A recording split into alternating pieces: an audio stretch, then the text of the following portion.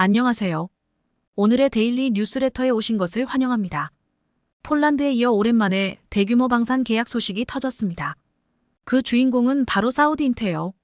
얼마 전 사우디에서 최대 10조 규모로 추정되는 방산 잭팟이 터졌는데 한국형 미사일 방어체계 핵심 무기인 천궁2를 사우디에서 구입한 겁니다.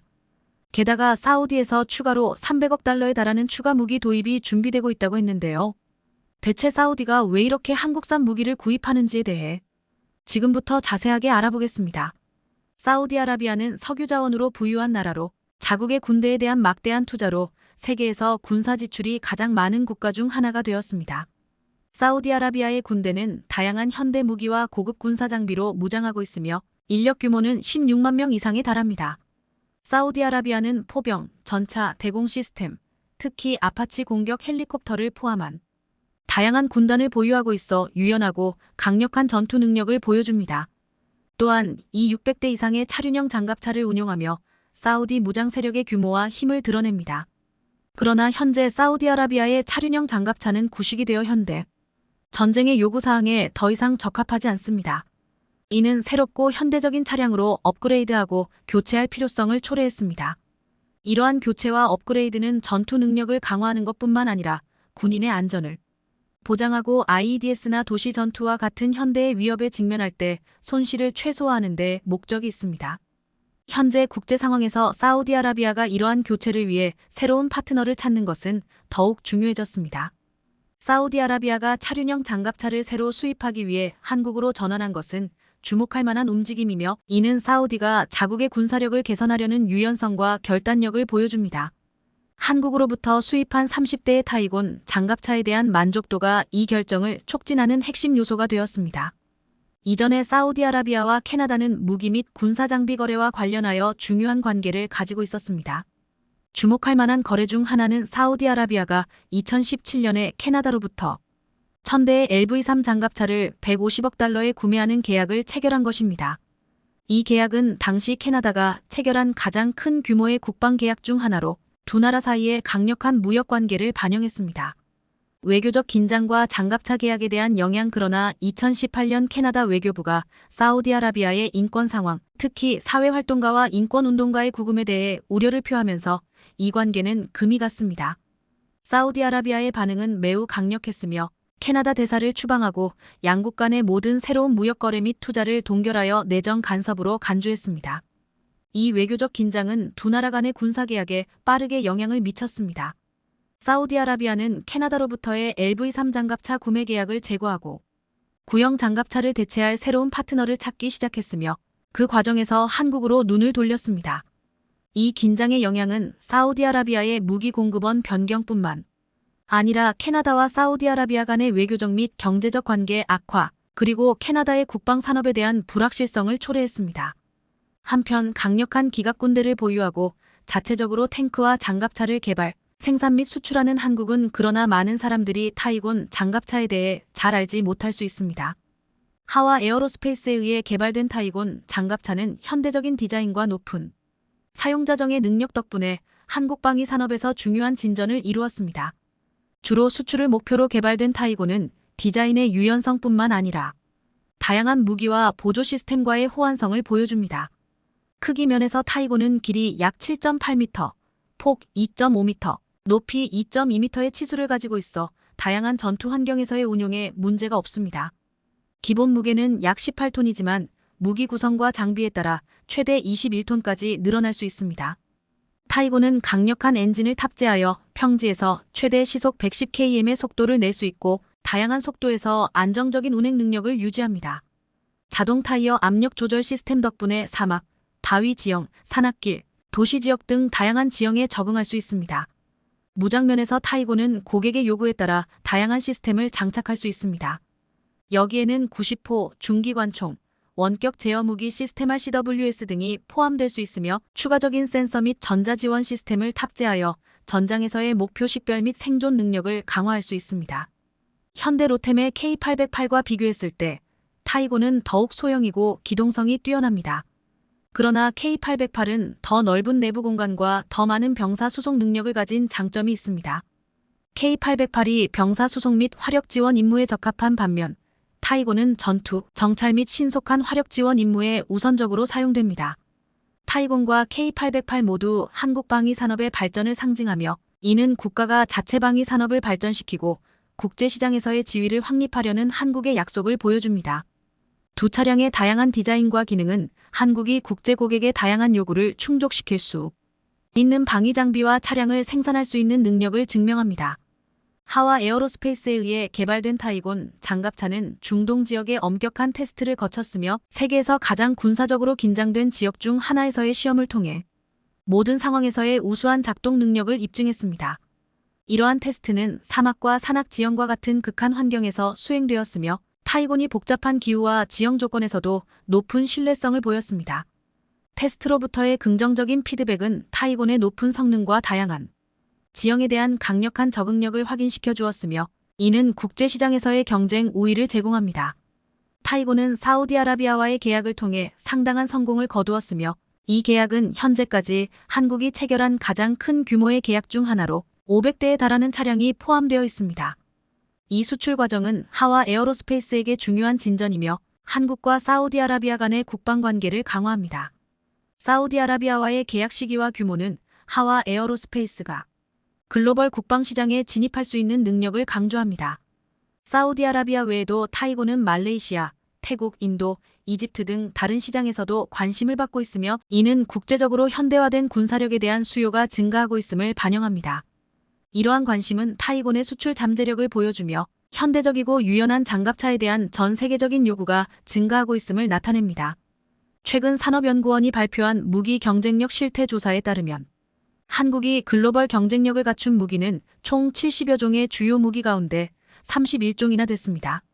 한국은 특히 자주포와 대전차 미사일이 세계적 수준에 도달했으며 차세대 전투기인 KF-21, LIGN-X1의 대전차 무기 현궁, 풍산의 5.567, 62 소구경 탄약 10만 4105점, 한화에어로스페이스의 K9 자주포 99점, 레드백 장갑 차 95점, KAI의 FA50 경공격 기 94점 등은 세계적 수준으로 평가받았습니다. 이처럼 한국이 수십 종의 세계 최고 수준의 방산 무기를 갖추자 한국산 무기를 사려고 세계 여러 곳에서 러브콜이 오는 가운데 누구보다 폴란드는 한국 방산 무기 체계를 중심으로 방위력의 부활을 꿈꾸고 있습니다. 실제로 벨라루스 국경 지역에서 K 흑표 전차를 운용 중인 폴란드 육군은 성능에 대해 상당한 만족감을 표하고 있습니다. 그럴 수밖에 없는 게 K는 폴란드 현지에서 실시한 성능 평가에서부터 탁월한 퍼포먼스를 보여준 될성부른 떡잎이었습니다. 당시 폴란드군은 극한의 환경에서 다양한 평가를 실시했는데 100시간 동안 200km를 주행하고 3번의 사격 시험을 강행했음에도 K는 모든 항목을 최고 평점으로 통과했습니다. 특히 막사에서 대기 중 화생방 공격을 받은 것을 가정한 긴급 출동 항목이 압권이었습니다. K2호표는 아무리 긴급한 상황이라 하더라도 필요한 부위를 자동으로 체크하고 예열만 끝나면 바로 시동을 걸 수 있었는데요. 게다가 급박한 상황이라면 외부 전원으로 포탄만 회전시킬 수도 있었습니다. K2호표의 경쟁자로 거론되는 독일의 레오파르트 2가 압력과 유압, 배터리, 예열 등 시동을 거는 데에만 온갖 잡다한 조건이 붙는 것과는 천지 차이였습니다. 또한 폴란드군은 100시간 K2호표의 야전 정비 능력도 굉장히 우수하다는 점을 발견했는데요. K2호표가 모듈 장비를 탑재하면서 파손되기 쉬운 광학 장비 등을 현장에서 즉석으로 교체할 수 있는 반면 레오파르트 2는 전차 장비용 크레인이 동원되어야 정비가 가능했습니다. 여기에 자동장 전장치로 장시간 교전 상황과 이동 시간을 가리지 않고 언제든 빠르게 장전할 수 있고 뛰어난 유기압 현수 장치를 채택해 오랜 시간 탑승해도 승무원들이 피로도가 현저히 낮았습니다. 오죽하면 국내에서도 K 혹표를 한번 타보면 마치 세단을 타고 있는 듯한 느낌이 든다는 후기가 올라왔을 정도입니다. 또한 K 전차에 탑재된 사통장치는 자동으로 포신 궤적은 보정하고 최대 60배까지 목표물을 확대할 수 있습니다. 폴란드군이 기존에 운영하던 T-72가 8배 줌이 한계였던 것을 감안할 때 최대 60배까지 목표물을 확대할 수 있다는 것은 그야말로 천지개벽 수준입니다. 여기에 한 번에 20개 이상의 표적을 탐지하는 자동 표적 탐지 시스템과 헌터킬러 능력은 전차병이 놓친 화면도 자동으로 추적해 내부 화면에 표시해줍니다. 심지어 K 흑표 전차의 이 표적 획득 능력은 경쟁 기종인 미국 에밀 에이브람스나 독일 레오파르트 2보다 월등히 우수합니다. 실제로 K, 에밀, 에이브람스, 레오파르트 2를 모두 운용해본 폴란드 군인은 K 혹표 전차는 혹시나 제가 실수해도 그것을 보정해줄 수 있는 전차입니다. 라고 말했습니다. 이처럼 폴란드를 중심으로 극찬이 쏟아지자 동유럽을 중심으로 K 전차에 대한 관심이 높아지고 있습니다. 루마니아는 K 혹표 전차에 눈독을 들이고 있고 불가리아는 우크라이나에서 한참 떨어져 있는데도 불구하고 대한민국의 무기 체계와 폴란드의 무기 수입을 집중 보도했습니다. 일례로 불가리아 언론들은 현 세대 가장 강력한 전차로 손꼽히는 대한민국의 K 혹표가 폴란드에 총 1000대 도입될 예정이다. 이것이 일선에 배치되면 폴란드는 질적인 면은 물론이고 수량에서도 유럽 전체에서 가장 강력한 기갑 전력을 보유하게 된다는 분석을 내놓았습니다. 불가리아 언론은 폴란드가 벨라루스와의 국경에 경비를 강화하고 있다면서 폴란드 제1군단 보병사단에 대해 깊이 있는 분석 기사를 실었는데요. 폴란드 제1군단 보병사단은 국방장관이 제16기계화 사단, 제18기계화 사단은 폴란드의 최전방을 지키는 파수꾼이 될 것이라 밝힌 사단입니다.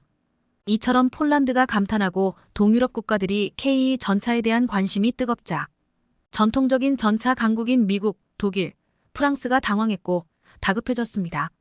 우크라이나 전쟁 초기만 해도 전차는 이제 퇴물이라는 평가를 받았습니다. 하지만 전쟁이 더 오래 전개되고 있는 지금 강력한 전차의 역할이 얼마나 중요한지 전차가 재평가되고 있는 실정입니다. 우크라이나 전쟁을 보면서 동유럽 국가들은 자기들이 보유했던 구식 전차들을 첨단 시스템을 갖춘 최신형 전차로 바꾸려는 시도를 하고 있습니다.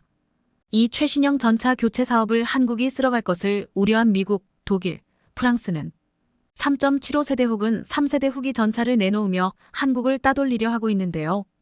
대표적인 것이 독일과 프랑스가 합작해서 만드는 EMBT, 그리고 미국 제너럴 다이내믹스 랜드 시스템 GDLS가 개발한 에이브람스 X입니다. 에이브람스 X는 에밀, 에이브람스의 후신으로서 가장 많은 주목을 받고 있습니다. 이처럼 미국과 독일, 프랑스가 3세대 후기 전차까지 서둘러 내놓으며 한국을 따돌리려 애쓰는 사이 한국은 지금까지 외국에 의존하던 전차의 엔진과 두뇌까지 모두 우리 손으로 만들어내며 방산기술의 국산화를 이뤄가고 있습니다. 지금까지 K방산에서 한국은 하드웨어는 잘 만들지만 소프트웨어 분야는 여전히 해외 의존도가 높았습니다.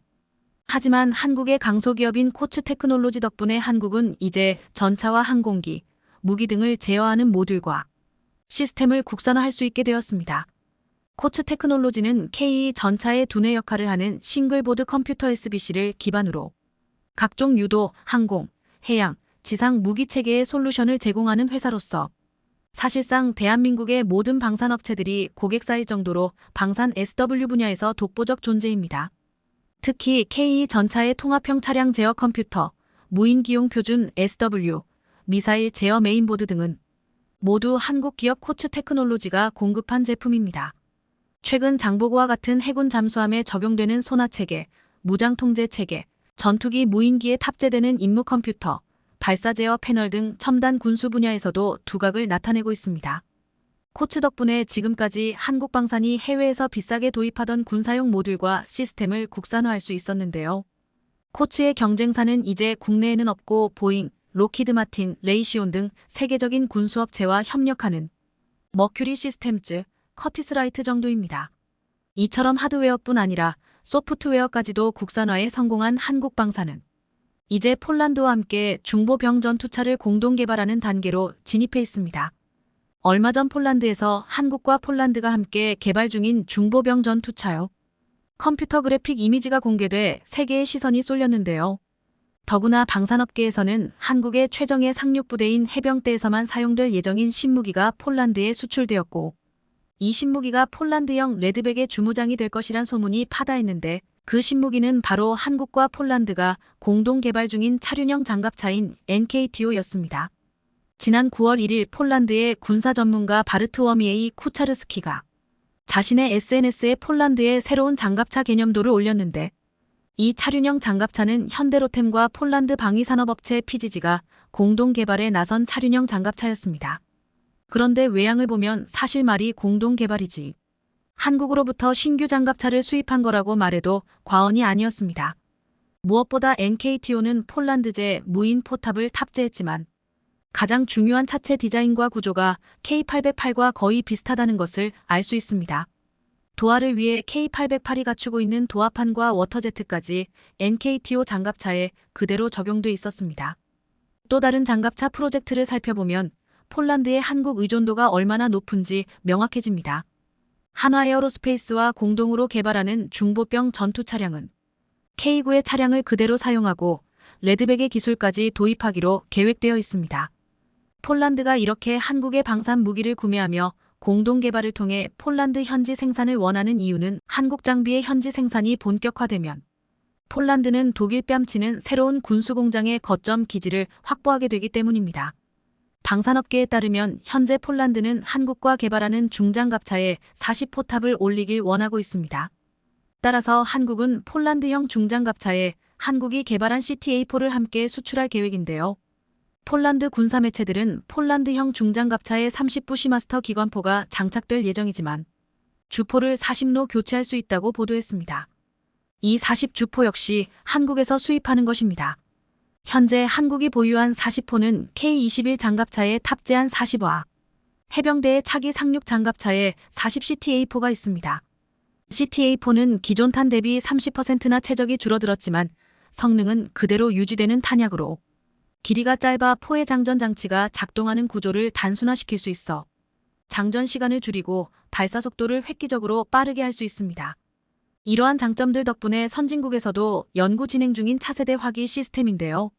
현재 미국, 프랑스, 스웨덴 등에서 회전식 CTA4를 개발 중인데 한국은 이미 오래전 40주도로 CTA4 개발에 들어가 지난 2015년에 시제품 개발을 끝내두었습니다. 따라서 폴란드형 레드백에 탑재할 한국의 CTA4는 만에 하나 폴란드에서 장갑차 간 교전이 이뤄진다면 폴란드의 압도적 우위를 차지하게 해줄 전망입니다. 지금 한국의 40주포의 CTA4 탑재는 세계 여러 곳에서 관심을 보이고 있습니다. 우크라이나 전쟁에서 러시아가 쌓은 참호를 뚫기 위해서는 30포로는 어림도 없다는 게 드러났기 때문입니다. 러시아는 대반격의 표적이 될 가능성이 높은 지역을 중심으로 900여 km에 달하는 방어선을 쌓았고 이 엄청난 규모의 참호 덕분에 오랜 시간 방어선을 유지하고 있습니다. 우크라이나는 이를 뚫기 위해서 가진 노력을 했지만 30포로는 어림도 없었습니다.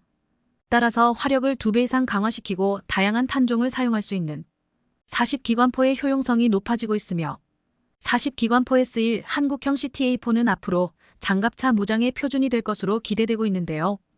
K2흑표 전차의 중보병 전투 차량, 그리고 40CTA4까지 한국 방산은 이렇게 세계 방산 시장에서 경쟁자를 압도하는 방산 무기를 계속 늘려가고 있는 중입니다. 루마니아가 K2 전차와 K9 자주포를 도입해 군사력을 강화할 것이다. 미국 디펜스 뉴스 디펜스 누주. 최근 노르웨이에 이어 리투아니아도 독일 레오파드 2 전차를 구매하기로 하면서 한국의 K2 전차가 유럽에 진출하기가 얼마나 어려운지를 다시 한번 보여줬다고 했습니다. 그런데 이 와중에 폴란드에 이어 루마니아가 한국산 이전 차 300대를 도입한다고 해서 주목되고 있습니다. 루마니아는 구형인 루마니아 주력 전차 TR-85M1 비조눌 BIGONUL을 대체하기 위해 신형 전차 도입을 서두르고 있습니다. 이미 미국의 에이브럼즈 전차를 54대 구입했지만 앞으로 300대의 전차를 더 도입하겠다는 계획을 세우고 있습니다. 독일 레오파드 레퍼드 EA8 전차도 후보가 되었지만 폴란드가 현대로템의 K2 전차를 구매하면서 한국산 무기로 눈을 돌렸습니다. 폴란드와 루마니아는 종종 상호 운용성이 핵심으로 동일한 무기 시스템을 구입해왔기에 폴란드가 K2 전차를 대거 구입한 것이 루마니아에게도 큰 영향을 준 것이 틀림없었습니다. 루마니아 육군 조달 담당관 테오도르 인시카슈 장군은 지난 7일 루마니아에서 열린 2024만 루마니아 방위산업협력회의에서 약 300대의 전차 구매를 원한다면서 우리의 목표는 루마니아 군대에 가장 효율적인 군사 장비를 제공하고 운영을 보장하는 것이라며 K2 전차 도입을 시사한 바 있습니다. 그런데 지금 루마니아의 결정은 인근 국가 리투아니아와 극명하게 갈리면서 전력 보강에서 전혀 다른 결과를 가지고 올 것이라고 말하고 있습니다. 리투아니아는 당초 K2 전차와 미국 에이브람스 전차도 고려했지만 결국 독일의 레오파드 2 전차 54대를 도입하는 길을 선택했습니다. 리투아니아군과 리투아니아 국방자원청은 이 세 개의 전차를 시험하여 종합적인 시장 분석과 군사적 평가를 고려해 결정했다고 했습니다. 독일 레오파드 2 전차를 결정하는데 영향을 미친 평가 기준은 비용 및 유지 보수 비용, 운영 환경이라고 말했습니다. 중요한 것은 레오파드의 다양한 버전이 노르웨이, 네덜란드, 독일 등 14개의 나토 동맹국을 포함해 전 세계 23개국에 퍼져 있다고 말했습니다. 이 때문에 레오파드 탱크를 구입하면 높은 상호작용과 호환성이 보장된다는 것입니다. 모든 전차의 납기는 46년 정도로 비슷하지만 독일 전차의 가장 큰 장점은 유지 비용이 훨씬 낮은데 에이브랍스는 레오파드보다 운영 비용이 1.5배가 더 높다고 했습니다. 하지만 전문가들은 이 같은 분석에는 치명적인 실수가 있다고 말하고 있습니다. 폴란드 경제 포털 비즈니스 알러트는 27일 폴란드가 군수산업 덕분에 한국의 유럽 교두보가 될 것이라고 했습니다. 폴란드와 한국의 협력은 무기 구매에만 국한되지 않고 에너지, 통신, 기술 4.0 및 건설 부문에서도 개발되고 있다고 했습니다. 그러면서 폴란드는 왜 프랑스와 독일이 아닌 한국에서 무기를 도입했는지를 설명해 줬습니다. 한국에서 주문한 장비를 비교적 짧은 시간 만에 인도할 수 있는데 반면 독일과 프랑스는 현재 생산 능력이 매우 낮기 때문에 주문이 훨씬 더 오랜 기간 동안 이행된다고 말했습니다. 이것의 가장 좋은 예는 레오파드에 대한 노르웨이의 주문인데 이는 단 54대가 8년 만에 인도가 완료될 예정이라고 했습니다. 반면 동시에 한국은 4년 안에 폴란드에 K 전차 180대를 인도할 예정이라며 극단적으로 대비된다고 했습니다. 한국은 3배의 양을 절반의 시간에 인도해내는 무서운 생산력을 가지고 있다는 것입니다. 그렇다면 먼저 주문한 노르웨이도 8년 만에 54대를 받게 되는데 이제 주문한 리투아니아는 앞으로 전차를 받으려면 10년 이상이 걸릴 수밖에 없을 것으로 보이고 있습니다. 한 국내 네티즌은 리투 애들은 신형 전차를 2035년 이후에나 받을 수 있으려나? 라고 묻기도 했습니다. 이것이 지금 루마니아가 독일 전차 도입을 포기하고 한국산 K 전차를 도입하려 하는 중요한 이유이기도 합니다. 덴마크 방위산업체 관계자 모겐센은 한국의 K2와 K9의 연간 생산 능력에 대해서 말했습니다. 모겐센은 현재 현대로템과 한화가 생산 능력을 2배로 늘리고 있다며 K 전차는 연간 15만 180대, K9 자주포는 연간 30만 320대, K10은 연간 150대를 생산할 수 있게 된다고 말했습니다. 이 정도 생산력은 지금 1년 안에 웬만한 국가의 육군 전력을 만들 수 있는 놀라운 양입니다. 올해 안에 폴란드와 현대로템과 한화에어로스페이스의 2차 이행 계약이 성사되면 1차에 이어 K 전차 820대, K9 자주포 430여 문, 천무 80여 문 등이 추가로 계약될 것으로 전망되고 있습니다. 리투아니아가 레오파드 전차를 선택한 가장 큰 이유 중 하나가 나토 국가들이 독일산 전차를 가장 많이 운용해 호환성과 유지보수에서 유리하기 때문이라고 했습니다. 하지만 한국이 폴란드에 1000대의 K 전차를 인도하고 루마니아에 300대를 전달하면 순식간에 1300대의 전차가 유럽에 배치되게 됩니다. 중요한 것은 이 전차가 다 인도필 때까지 리투아니아는 독일에게 주문한 레오파드 전차를 다 받지 못할 가능성이 크다는 것입니다. 최근 독일로부터 전차, 장갑차를 구매한 나라는 대부분 납기 지연을 겪었습니다. 독일제 기갑 차량은 초도 물량 인수에 45년, 계약 물량 완납까지 710년 이상이 걸렸습니다. 글로벌 공급망 교란이 심해진 지금은 납기가 얼마나 더 지연될지 모른다고 했습니다. 이에 지금 독일 라인메탈도 한국처럼 생산량을 늘리려고 하고 있지만 쉽지 않은 상황입니다. 2021년 라인메탈에는 21.000명의 직원이 있었지만 지금은 2만 5천 명으로 늘렸으나 아직도 구인 사이트에는 1,300개의 채용 공고가 있다고 했습니다. 한국의 현대로템이나 한화는 로봇을 사용한 자동화 시스템으로 많은 생산을 쉽게 할 수 있으나 아직도 숙련된 인력에 많이 의존하는 독일 라인메탈은 인력도 잘 뽑히지 않지만 인력을 뽑아도 숙련시키기까지 기간이 많이 걸려 쉽게 생산량을 증가시킬 수 없다는 것입니다. 과거 미국의 방위산업은 민수 분야의 대량 생산 방식을 받아들여 제도, 문화 등 새로운 패러다임을 가지고 와 세계 제1의 방위산업 선진국이 되었습니다. 하지만 독일과 영국 등의 나라들은 기존의 방식과 패러다임을 유지한 채 대량 생산 방식 일부만 적용하고 숙련된 장인, 마이스터에 의해 양질의 마감 과정이 있어야 한다는 신념을 버리지 않았습니다. 이로 인해 독일은 아직도 전통적인 숙련공인 마이스터 위주의 노동할당 방식을 지금도 쓰고 있습니다. 반면 한국은 미국의 대량 생산 방식에 더해 로봇 시스템을 적극적으로 도입해 생산량에서는 획기적인 발전으로 전 세계를 선도해가는 국가가 되었습니다. 미국 로키드 마틴 관계자들도 KF-21 공장에서 자동화 시스템을 보고 입을 다물지 못할 정도였습니다. 한화 에어로스페이스의 창원 공장은 1의 1000분의 1에 해당하는 미크론 단위의 초정밀 가공이 가능한 세계 유일한 스마트 팩토리입니다. 창원 공장에 들어서면 사람이 범접할 수 없는 로봇들의 세상이 펼쳐진다고 했습니다. 사람들은 무인문 반로봇이 지나가는 광경을 지켜보며 로봇이 사람들을 알아서 피해 다닌다고 했습니다. 숙련된 인력들이 할 수 있다는 용접을 이 공장에서는 로봇이 전담하고 있는데 50% 수준이었던 로봇 용접을 최근에는 70%까지 끌어올렸다고 했습니다. K전차를 만드는 현대로템 공장에서도 현대차의 자동화 시스템으로 엄청난 속도의 생산이 이루어지고 있습니다.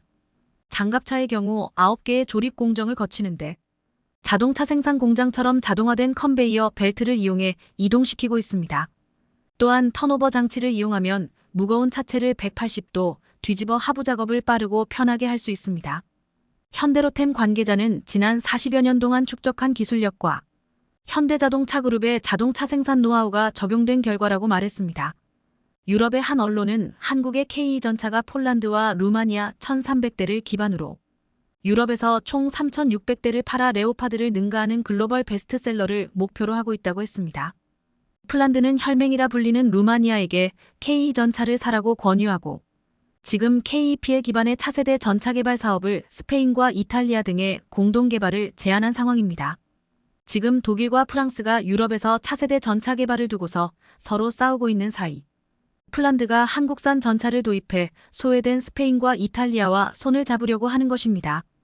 이탈리아와 스페인은 이미 폴란드가 2년 전에 신형전 차 개발 사업에서 반독일 전선을 구축하여 동맹을 제안한 국가입니다. 만약 스페인과 이탈리아가 K전차를 도입한다면 유럽의 전차 지형은 완전히 바뀌게 됩니다. 루마니아가 그 시작이 될 것이라고 했습니다. 우크라이나 전쟁을 비롯한 국제사회의 충돌과 갈등이 심해지면서 유럽 내의 정치적 군사적 지형이 바뀌고 있습니다. 놀랍게도 여기에 폴란드를 중심으로 한국산 무기가 유럽 표준으로 가는 루트가 만들어지고 있습니다. 얼마 전 한국형 전투기 KF-21이 극한환경 시험을 통과했다는 소식에 중국이 소스라치게 놀라고 있습니다. 10년이 넘도록 막대한 자본과 인력을 쏟아부었던 중국산 전투기가 갑자기 초라하게 느껴지면서 또다시 자격지심을 발동했다고 하는데요. 그런데 여기에 더해 최근 KF-21의 강력한 함방이 공개되면서 중국이 감히 비빌 수도 없는 엄청난 스펙이 공개됐다고 합니다. 오늘은 떠들썩한 KF-21의 소식에 대해 자세히 알아보겠습니다.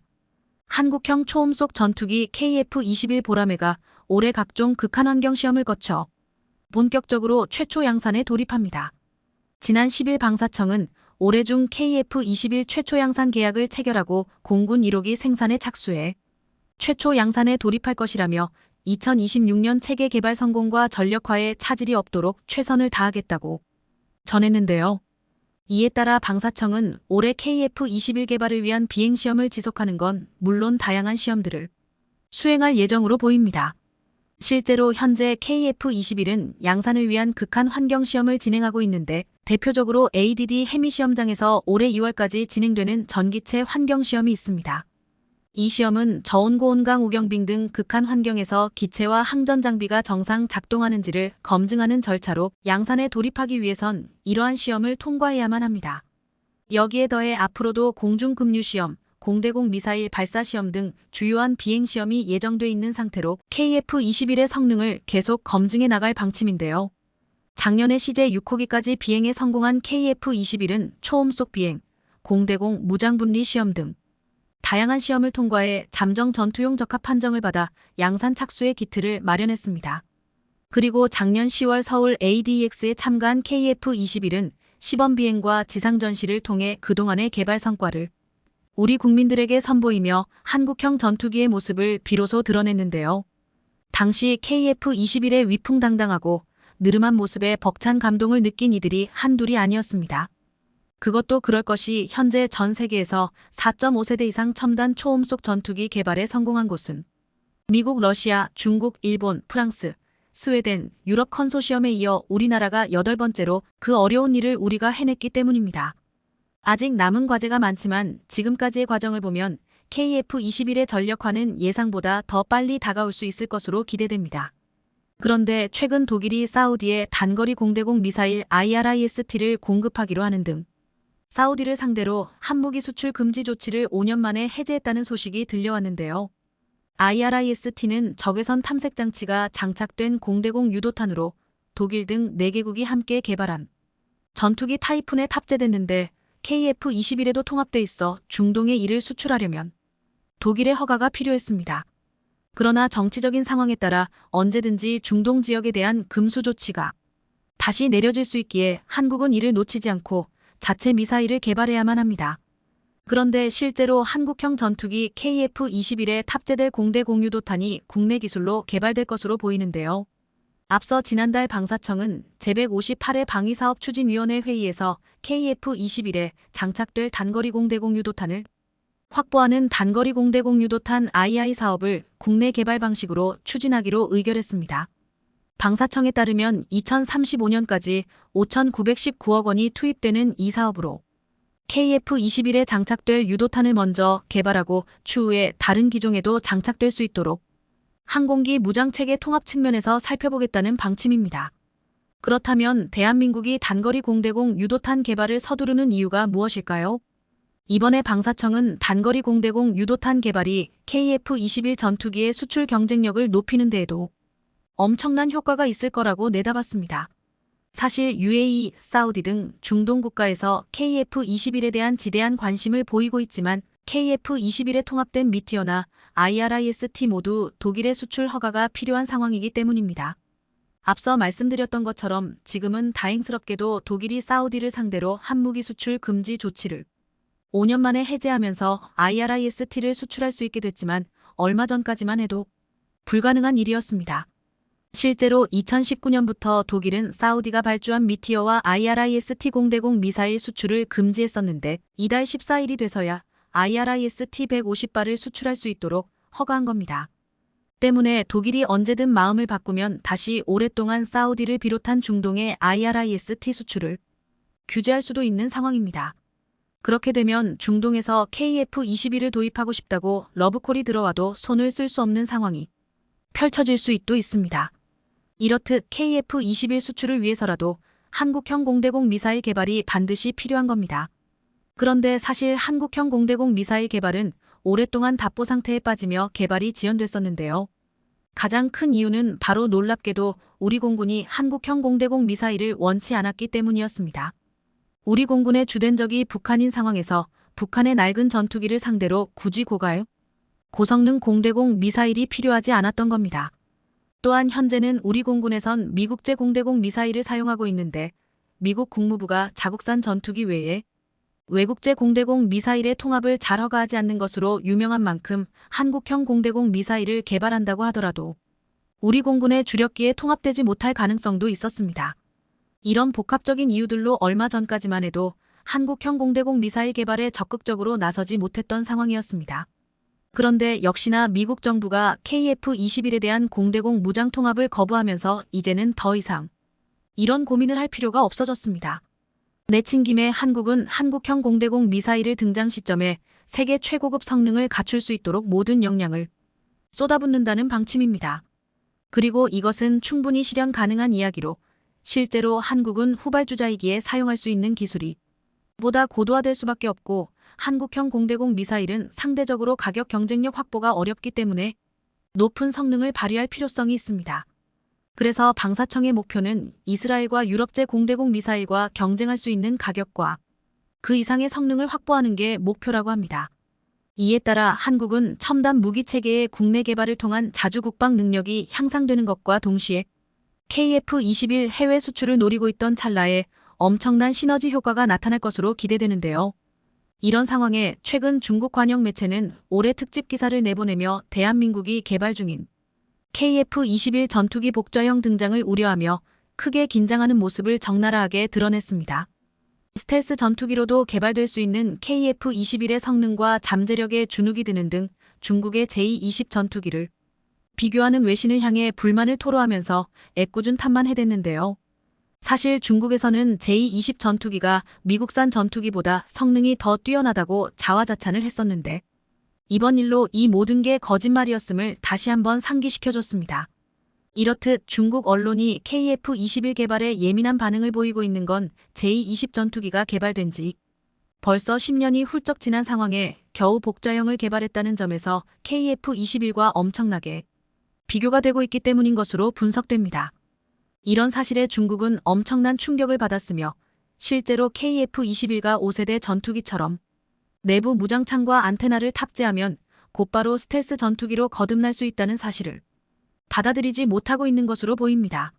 사실 중국이 이렇게 긴장하는 이유는 KF-21 전투기 자체만으로 중국에게 강력한 위협이기도 하고 중국 전투기 수출 시장을 차단시켜버릴 아주 강력한 후보이기 때문입니다.